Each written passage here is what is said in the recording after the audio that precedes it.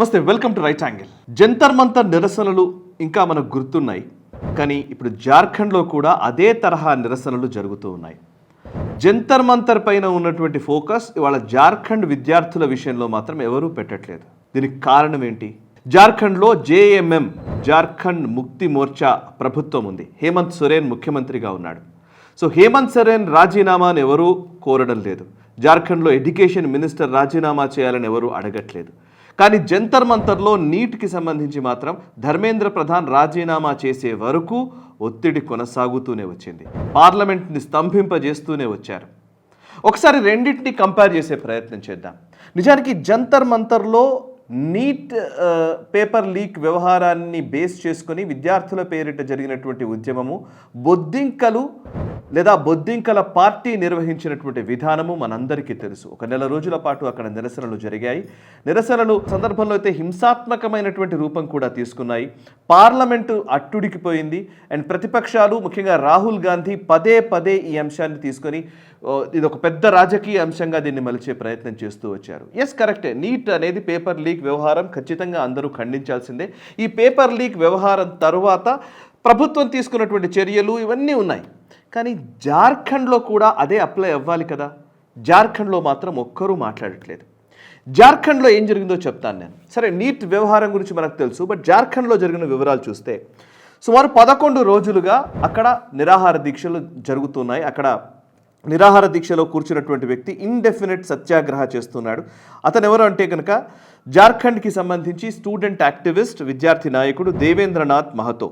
అతను సేమ్ సోనం వాంగ్చుక్ లాగానే ఈయన కూడా ఆమరణ నిరాహార దీక్షలో కూర్చున్నాడు. 11 రోజులు అవుతోంది, ఎవరూ మాట్లాడింది లేదు.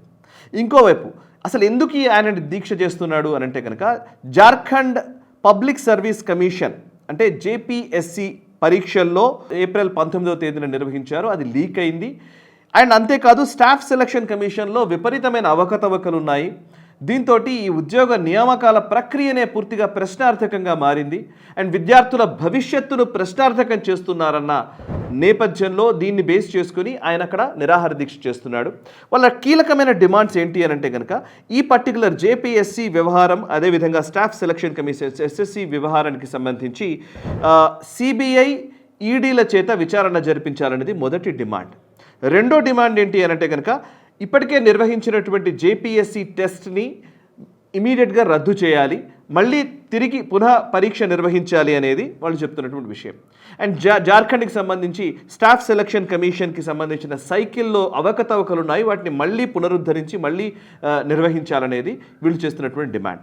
ఇక మూడవది ఏంటి అని అంటే స్ట్రక్చరల్ ఎగ్జామినేషన్ రీఫార్మ్స్. ఈ పరీక్షల నిర్వహణకు సంబంధించి పూర్తి స్థాయిలో సంస్కరణలు రావాలి.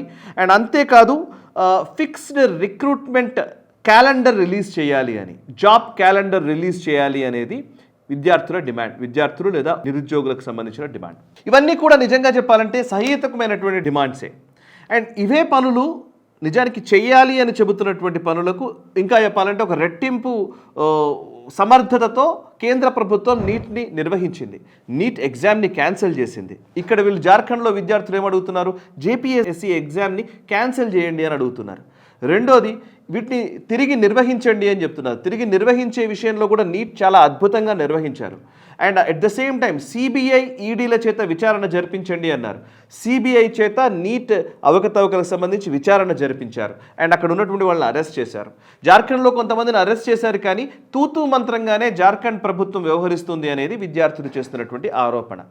సో 11 రోజులుగా నిరసనలు జరుగుతూ ఉన్నాయి. అయితే జంతర్ మంతర్ దగ్గర నిరసనలు జరుగుతున్న సందర్భంలో మాత్రం బొద్దింకల నాయకుడైనటువంటి అభిజిత్ దీప్కే విపరీతంగా ఈ పర్టికులర్ నీట్ వ్యవహారాన్ని ఒక పెద్ద ఉద్యమంగా మలిచే ప్రయత్నం చేశారు. అదే జార్ఖండ్లోని విద్యార్థుల గురించి మాత్రం మాటైనా మాట్లాడట్లేదు. లాస్ట్కు చివరికి చాలా ఒత్తిడి వచ్చిన తర్వాత నిన్న మొన్న ఒక స్టేట్మెంట్ ఇచ్చాడు. మేము విద్యార్థులకు మద్దతు పలుకుతున్నామని అభిజిత్ దీప్కే ఒక స్టేట్మెంట్ ఇచ్చి ఊరుకున్నాడు. అంతేకాని అక్కడికి బొద్దింకలు చేరుకోలేదు. ఇక రాహుల్ గాంధీ వ్యవహార శైలి.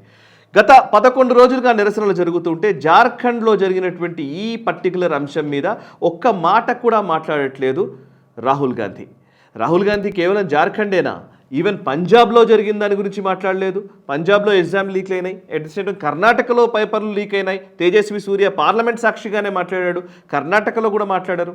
కర్ణాటక మాట్లాడరు, ఇక్కడ జార్ఖండ్ గురించి మాట్లాడరు, పంజాబ్ గురించి మాట్లాడరు. కానీ కేంద్ర ప్రభుత్వం గురించి మాత్రం మాట్లాడతారు. And at the same time BJP పాలిత రాష్ట్రాల గురించి మాత్రం ప్రస్తావిస్తూ ఉంటారు. ఇది అసలు హిపోక్రసీ. సో ఇప్పుడు ఈ హిపోక్రసీ ఒకవైపు ఉంటే, ఇంకొక వైపు ప్రస్తుతం ఈ విద్యార్థుల సమస్యల గురించి మాట్లాడట్లేదు కదా. జార్ఖండ్లో జరుగుతున్నది ఏంటి అని అంటే కనుక విద్యార్థులు పెద్ద ఎత్తున వేలల్లో అక్కడికి చేరుకున్నారు. జంతర్ మంతర్లో ఎలాగైతే నిరసనలు జరుగుతున్నాయో అలాగే ఇక్కడ జార్ఖండ్ రాంచీలో ఉన్నటువంటి జైపాల్ సింగ్ ముండా స్టేడియం దగ్గర విపరీతంగా జనాలు చేరుకుంటూ ఉన్నారు. ఇక్కడ ఆ జంతర్ మంతర్లో లాగా ఇక్కడ ఆజాదీ నినాదాలు, బ్రాహ్మణవాదీ నినాదాలు, లేదంటే మనువాదీకి సంబంధించిన ప్రస్తావనలు ఇక్కడ లేవు. ఇక్కడ పూర్తిగా జాతీయ జెండాను చేతబూని భారత్ మాతాకి జై నినాదాలు చేస్తున్నారు. సో అక్కడ కూడా జాతీయ జెండాలు పట్టుకున్నారు. కానీ వాళ్ళు జాతీయ జెండాను అవమానించే ప్రయత్నము చేసిన సందర్భాలు జంతర్ మంతర్లోనే కనిపించాయి. సో లెఫ్ట్ లీనింగ్ ఫోర్సెస్ చేసే ఉద్యమానికి, నిజానికి జాతీయవాదులు ఒరిజినల్ విద్యార్థులు చేసే ఉద్యమానికి డిఫరెన్స్ ఈరోజు జార్ఖండ్ని అదేవిధంగా ఇటు జంతర్ మంతర్ని చూస్తే మనకు అర్థమవుతుంది. ఇక ఇవన్నీ ఒక ఎత్తు అయితే మరికొన్ని అంశాలు కూడా ఉన్నాయి. ప్రస్తుతం ఈ పర్టికులర్ విద్యార్థి ఉద్యమాన్ని ఇంకాస్త నెక్స్ట్ లెవెల్కి తీసుకెళ్లే ప్రయత్నాలు కూడా జరుగుతూ ఉన్నాయి. ఈ బొద్దింకలు కేవలం జంతర్ మంతర్ని ఒక ధర్మేంద్ర ప్రధాన్ రాజీనామా అనే అంశాన్ని ఒక ట్రిగ్గరింగ్ పాయింట్గా చేసుకున్నాయి. అది ఒక ట్రైలర్గా మాత్రమే చూడాలి. దీన్ని విస్తరించే ప్రయత్నం కూడా జరుగుతోంది. ఇట్లాంటి ప్రయత్నాలు చేస్తూ ఉన్నారు అని అంటే కనుక, సో ఫస్ట్ ఒక ట్రైలర్గా నేను ఎందుకు అన్నానంటే కనుక అసలు సినిమా రాబోతోంది. ధర్మేంద్ర ప్రధాన్ కేవలం ఒక టార్గెట్ మాత్రమే. ధర్మేంద్ర ప్రధాన్ అసలు టార్గెట్ కాదు. అసలు టార్గెట్ ప్రధాని నరేంద్ర మోదీ, అసలు టార్గెట్ అమిత్ షా. అందుకే ఇది ధర్మేంద్ర ప్రధాన్కి కన్ఫైన్ చేయకుండా ధర్మేంద్ర ప్రధాన్ నుంచి అమిత్ షాకి దీన్ని తీసుకొచ్చే ప్రయత్నం చేశారు. అమిత్ షా నుంచి రేపు నరేంద్ర మోదీకి కూడా తీసుకొచ్చే ప్రయత్నం చేస్తారు. ఈ మోడస్ ఆపరెండి సేమ్, దీంట్లో డౌట్ అక్కర్లేదు. ఎట్లాంటి మోడస్ ఆపరెండి ఉంటుందంటే, ఫస్ట్ ఇన్స్టాగ్రామ్ని వేదికగా చేసుకొని లేదా సోషల్ మీడియాని వేదికగా చేసుకొని ఒక ఒపీనియన్ని బిల్డ్ చేసే ప్రయత్నం చేయాలి. అండ్ కావాలని పోలీసుల్ని రెచ్చగొట్టే విధానాల్లోకి వెళ్ళాలి. ఫర్ ఎగ్జాంపుల్ ఇప్పుడు మీరు బంగ్లాదేశ్లో చూసినా, లేకపోతే ఇటు ఈవెన్ శ్రీలంకలో చూసినా, అక్కడ నేపాల్లో చూసినా ఒకటే రకంగా జరిగాయి ఈ ఉద్యమాలు. ఈవెన్ జంతర్ మంతర్లో చూసినా అదేంటి అంటే కనుక యంగ్స్టర్స్, జెన్జీ పేరిట, యూత్ పేరిట వీళ్ళందరూ వెళ్ళి పోలీసుల్ని రెచ్చగొట్టే విధంగా కొన్ని వీడియోలు క్రియేట్ చేస్తారు. పోలీసుల్ని పెట్టుకొని అందులోనే సెల్ఫీ వీడియోలు చేస్తూ పోలీసుల్ని రెచ్చగొడుతూ ఉంటారు. పోలీసులు ఏమీ చేయలేని స్థితిలో ఉంటారు. ఏదైనా చేశారు అని అంటే కనుక, వాళ్ళు ఒకవేళ దాడి చేశారు లేదా వీళ్ళ మీద కొంచెం అటాక్ చేశారు అని అంటే కనుక దాన్ని విక్టిమ్ కార్డ్ ప్లే చేయొచ్చు. విక్టిమ్ కార్డ్ ప్లే చేయడానికి కావాల్సినటువంటి పరిస్థితుల్ని కల్పించడం కోసం ప్రొవోక్ చేయడం మొదలు పెడతారు. ప్రొవోక్ చేస్తూనే వస్తారు, ఒత్తిడి చేస్తూనే వస్తారు. పోలీసులు కనుక తిరిగి లాఠీ చార్జో ఏదో చేస్తే దాన్ని పెట్టుకొని ఒక పెద్ద ఎత్తున ఉద్యమాన్ని క్రియేట్ చేసే ప్రయత్నం చేస్తారు. అండ్ జెన్జీ మనస్తత్వం కూడా కొంతమందికి ఏంటంటే ఇన్స్టాగ్రామ్లో ఫాలోవర్స్ పెరగాలన్నా, లైక్స్ పెరగాలన్నా, అండ్ ఈ ఉద్యమాల దగ్గరికి వచ్చి ఇక్కడ కనుక 2 వీడియోలు చేస్తే దీనికి ట్రాక్షన్ ఎక్కువగా వస్తుంది. కాబట్టి ఈ పర్టికులర్ ఉద్యమాలకు రావడానికి ఈవెన్ మిగతా జెన్జీ కూడా ఆకర్షితులవుతారు. సో వాళ్ళని అట్రాక్ట్ చేయడం కోసం ఈ రీల్స్ని, షార్ట్స్ని, లేకపోతే ఇట్లాంటి వీడియోల్ని చేసుకొని ఇన్ఫ్లుయెన్సర్ని బేస్ చేసుకొని ఒక సమ్మతి సృష్టి చేసే ఒక ప్రయత్నం జరుగుతూ ఉంటుంది. అందులోనే జంతర్ మంతర్లో సక్సెస్ అయ్యారు ఈ బొద్దింకలు. బొద్దింకల సక్సెస్ ఇది కేవలం యాదృచ్ఛికంగా, స్పాంటేనియస్గా వచ్చింది కాదు. ఇది ప్రపంచవ్యాప్తంగా జరుగుతున్నటువంటి అనేక అంశాలని, అనేక దేశాల్లో జరిగినటువంటి ఉద్యమాలని, same operations, same logistics, same తరహా విధానాలని ఇక్కడ కూడా ఇంప్లిమెంట్ చేస్తూ వచ్చారు.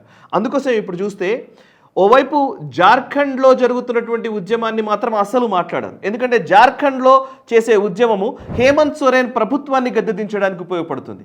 హేమంత్ సోరెన్ ఎవరు?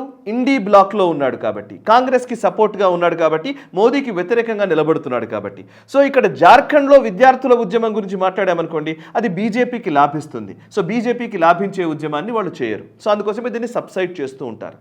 సో అదే మీరు సెంట్రల్ గవర్నమెంట్ విషయంలోనే ఇదే సేమ్ యూపీలో కనుక ఏదైనా జరిగితే యూపీలో దాన్ని మేజర్ ఎలక్షన్ ఎజెండాగా చేసుకొని వాళ్ళు పనిచేస్తారు. ఇక్కడ మెయిన్ లాస్ట్ కంక్లూజన్ ఏంటి అని అంటే కనుక విద్యార్థులు అనేది కేవలం నెపం మాత్రమే, ముసుగు మాత్రమే. విద్యార్థుల పేరిట జరుగుతున్నటువంటి ఉద్యమాలన్నీ కూడా కేవలం రాజకీయపరమైన ఉద్యమాలు మాత్రమే. అటు రైతుల పేరిట జరిగినటువంటి ఉద్యమాలు కూడా నిజంగా రైతుల సంక్షేమం కోసం కాదు, రాజకీయ ప్రయోజనాల కోసం మాత్రమే చేస్తూ ఉన్నారు. సో రాజకీయాల్ని పక్కన పెట్టి రాజకీయాలకు అతీతంగా ఈ విద్యార్థుల పేరిట ఉన్నటువంటి వాళ్ళని చూడాల్సిన అవసరం లేదు. ఒకవేళ విద్యార్థులకు రాజకీయాలకు సంబంధం లేదు అనంటే జార్ఖండ్ గురించి కూడా రాహుల్ గాంధీ మాట్లాడాలి. జార్ఖండ్ గురించి మాట్లాడిన రాహుల్ గాంధీ, పంజాబ్ గురించి మాట్లాడిన రాహుల్ గాంధీ, కర్ణాటక గురించి మాట్లాడిన రాహుల్ గాంధీ కేవలం నీట్ గురించి లేదా ఈ బొద్దింకల గురించి మాత్రమే ఎందుకు మాట్లాడుతున్నాడు? మోదీకి వ్యతిరేకంగానే ఎందుకు మాట్లాడుతున్నారు? డెఫినెట్లీ పొలిటికల్ ఇంట్రెస్ట్లు మాత్రమే ఉన్నాయి. అఫ్కోర్స్ రాజకీయ పార్టీలు రాజకీయాలు చేస్తాయి, దాంట్లో తప్పు లేదు. కానీ విద్యార్థుల ముసుగు తొడుక్కోవడం గురించే ఇవాళ మనం అడుగుతున్నటువంటి ప్రశ్న. ఈ వీడియో నచ్చితే లైక్ చేయండి, 10 మందికి షేర్ చేయండి, కమెంట్స్ ద్వారా మీ అభిప్రాయాలు మాతో పంచుకోండి. మనసా వాచా కర్మణ, దేశహితం కోసం నేషనలిస్ట్. ఈ వీడియో మీకు నచ్చినట్టయితే లైక్ చేయండి, 10 మందికి షేర్ చేయండి. అలాగే కామెంట్ల రూపంలో మీ అభిప్రాయాలను మాతో పంచుకోండి. Nationalist hub group of channels ను సబ్స్క్రైబ్ చేసుకుని తెలుగునాట జాతీయవాద జర్నలిజాన్ని ప్రోత్సహించండి. ఈ వీడియో కింద ఉన్న బెల్ ఐకాన్ పై క్లిక్ చేయడం మర్చిపోవద్దు.